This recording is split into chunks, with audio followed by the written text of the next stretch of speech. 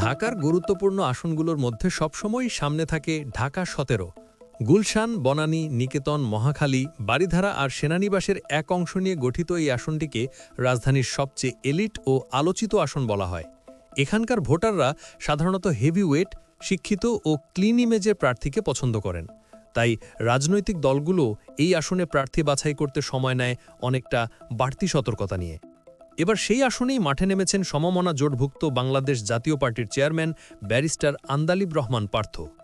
অনেকেই ভেবেছিলেন তিনি হয়তো ভোলা ১ থেকেই নির্বাচন করবেন, কিন্তু শেষমেশ বিএনপির ভারপ্রাপ্ত চেয়ারম্যান তারেক রহমান মনে করেছেন ঢাকা ১৭-র জন্য সবচেয়ে মানানসই প্রার্থী পার্থ। আর সেই সিদ্ধান্তের পর থেকেই এই আসনে পার্থের জনসংযোগ দ্রুত বাড়ছে। তরুণদের মধ্যে তার জনপ্রিয়তা, রুচিশীল প্রোফাইল ও পরিষ্কার ভাবমূর্তি তিনে তাকে বাড়তি শক্তি দিচ্ছে। কিন্তু এখানেই এসে জমে উঠেছে আসল প্রতিদ্বন্দ্বিতা। কারণ ঢাকা ১৭ আসনে এবার জামায়াত ইসলামী পাঠিয়েছেন তাদের অন্যতম শক্তিশালী প্রার্থী ডাক্তার এস.এম. খালিদুজ্জামানকে।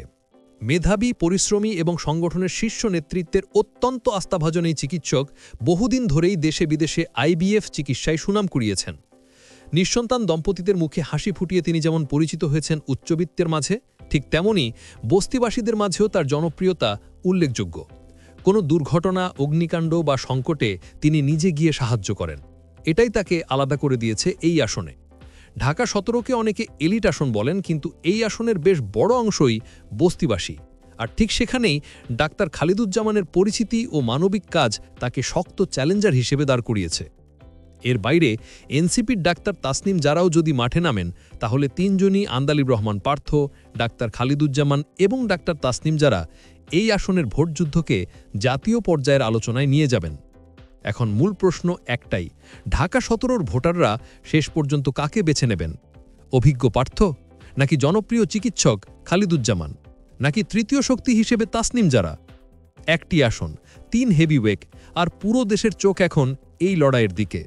পরবর্তী আপডেটেই পরিষ্কার হবে পার্থর পথে সত্যিই কি বাধা তৈরি হচ্ছে, নাকি তিনি এগিয়ে যাচ্ছেন নিজের মতোই।